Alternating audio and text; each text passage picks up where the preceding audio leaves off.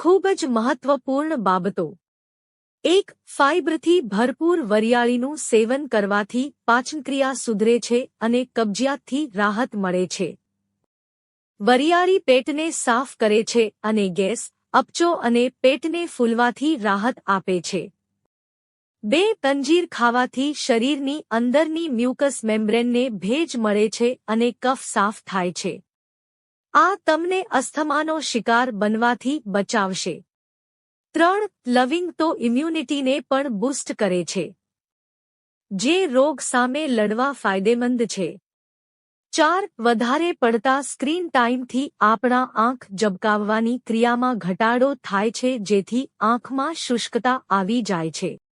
આંખોનું નિયમિતપણે ઝબકવું જરૂરી છે કારણ કે તે આંખોને ભીની અને ફ્રેશ રાખવામાં મદદ કરે છે। 5. જે લોકોને એસિડિટીની સમસ્યા રહેતી હોય તેમને બટાકાનું સેવન કરવાથી બચવું જોઈએ। આના રોજ સેવન કરવાથી બ્લોટિંગની સમસ્યા થઈ શકે છે। 6. ચહેરાને ચોખાના પાણીથી ધોવાથી તમારી ત્વચાને યુવાન રાખવામાં પણ મદદ કરી શકે છે। 7. કોળાના બીજ બ્લડ શુગર લેવલ ઘટાડવામાં મદદ કરે છે।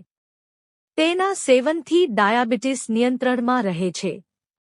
8. કાળા મરી તેના વોર્મિંગ ગુણધર્મો માટે જાણીતી છે, જે શ્વસન માર્ગમાં રક્ત પરિભ્રમણને ઉત્તેજિત કરવામાં અને રક્ત પરિભ્રમણને પ્રોત્સાહન આપવામાં મદદ કરી શકે છે। તે શરદી અને ઉધરસના લક્ષણોને ઘટાડી શકે છે। 9. સતત 9 કલાક ખુરશી પર બેસી રહેવાથી શરીરમાં ચરબીનું પ્રમાણ પણ વધે છે, જેના કારણે લોકો સ્થૂળતાનો શિકાર બને છે। એક જગ્યાએ બેસી રહેવાથી લિપોપ્રોટીન લિપેઝના પરમાણુઓ બહાર નીકળી શકતા નથી, જેના કારણે વિવિધ જગ્યાએ ચરબી જમા થવા લાગે છે।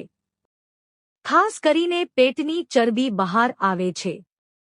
10. જામફળના પાનમાં બળતરા વિરોધી ગુણો જોવા મળે છે, જે અસ્થમાની સમસ્યાથી તો રાહત આપે છે પરંતુ ઉધરસ અને શ્વાસ સંબંધી અનેક સમસ્યાઓથી છુટકારો અપાવવામાં પણ ઉપયોગી છે।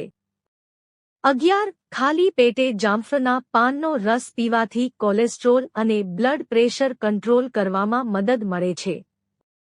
ટાઇફોઇડને નિયંત્રણ કરવામાં પણ આ રસ કારગર સાબિત થાય છે। 12. ગરોળીને લસણની સ્મેલ જરા પણ પસંદ હોતી નથી।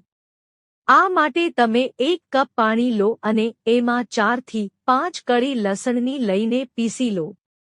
ત્યારબાદ આ પાણીને સ્પ્રે બોટલમાં ભરી લો।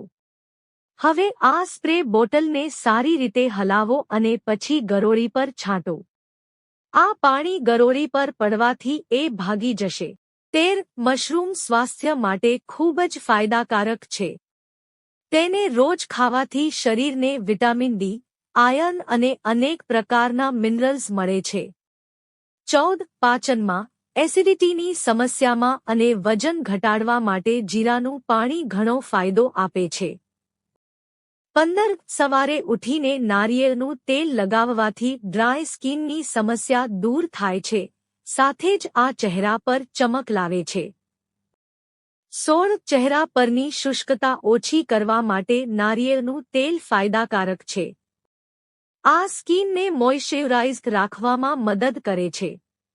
17. જો કાળા મરીથી તમારા ગળામાં દુખાવો થાય છે, તો તમે આદુની ચા બનાવીને પી શકો છો।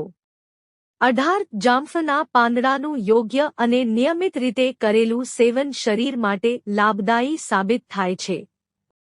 આ પાંદડા અનેક ગંભીર બીમારીઓને તેના જડમૂળથી ખતમ કરે છે। 19. બ્લડ પ્રેશરના દર્દીઓએ બટાકાનું સેવન ના કરવું જોઈએ। આના સેવનથી બ્લડ પ્રેશર વધી શકે છે।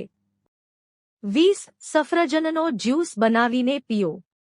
તેનાથી પેટના ખૂણે ખૂણેથી ગંદકી સાફ થઈ જશે। 21. જીરાનું પાણી કુદરતી ડિટોક્સિફાયર છે।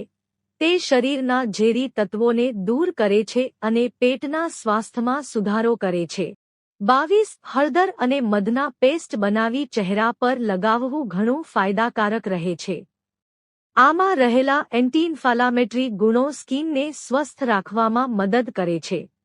23 સવારે ઉઠીને તલના તેલને ચહેરા લગાવવાથી સ્કિન સોફ્ટ અને ગ્લોઈંગ બને છે. આ સ્કિન માટે ઘણું સારું માનવામાં આવે છે. 24 પપૈયાના પલ્પને તમે ચહેરા પર ફેસ માસ્કની જેમ લગાવી શકો છો. આ સ્કિન પર રહેલા ડેડ સેલ્સને ખતમ કરવામાં મદદ કરે છે. 25 8 કે 10 મીઠા લીમડાના પાંદડાને સાફ કરીને પાણીમાં ઉકાળો અને આ પાણીનું સેવન કરો. કબજિયાતની સમસ્યામાં પણ આ ફાયદાકારક સાબિત થઈ શકે છે. 26 જો તમારી ત્વચા ખૂબ જ શુષ્ક છે તો તમે આ માટે શિયા બટરનો ઉપયોગ કરી શકો છો. આ તમારી ત્વચાને સ્વસ્થ રાખે છે અને ચમકદાર દેખાય છે. તમે તેનો ઉપયોગ ગ્લિસરીન અથવા કોફી સાથે કરી શકો છો. 27 જો તમારી ત્વચા પર ટેનિંગ અથવા ફોલ્લીઓ દેખાય છે તો તમે તેને સુધારવા માટે એલોવેરા જેલનો ઉપયોગ કરી શકો છો. આને લગાવવાથી સ્કિન હાઇડ્રેટ રહેશે અને સ્કિનની કોઈ સમસ્યા નહીં થાય. તમે તેનો ઉપયોગ ટોનર તરીકે કરી શકો છો. 28 મોઢાના ઇન્ફેક્શનમાં પણ ઇલાયચી ખાવી જોઈએ. 29 નાળિયેર પીવાથી કિડનીની પથરી ઓછી થાય છે. 30 નાળિયેર પાણી પીવાથી બીપી કંટ્રોલમાં રહે છે. 31 વધુ પડતી મીઠી વસ્તુઓ અથવા મીઠાઈઓનું સેવન કરવાથી મોઢામાં એસિડ બને છે, જેના કારણે દાંત પીળા પડવા લાગે છે. 32 તજમાના પાનના રસમાં વિટામિન અ ભરપૂર માત્રામાં હોય છે. તેનું સેવન કરવાથી આંખોને સ્વસ્થ રાખવામાં મદદ મળે છે. 33 નાકમાં મ્યુકસ જમા થવાના કારણે પણ બાળકને શ્વાસ લેવામાં તકલીફ થઈ શકે છે. 34 હીટ સ્ટાઇલ ટૂલ્સનો વધુ પડતો ઉપયોગ વાળના સફેદ થવાનું કારણ બને છે. 35 જીરાનું સેવન કરવાથી કબજિયાત મટે છે.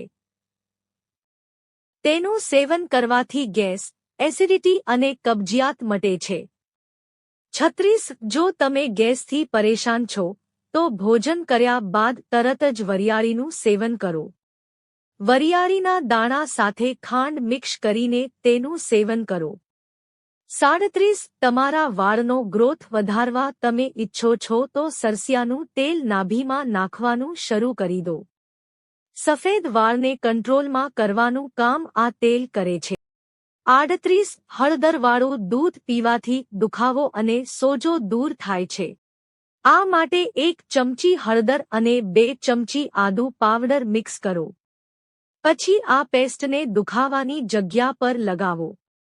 39 શરદી અને પેટના દુખાવાથી છુટકારો મેળવવા માટે તમે હળદરનો પણ ઉપયોગ કરી શકો છો.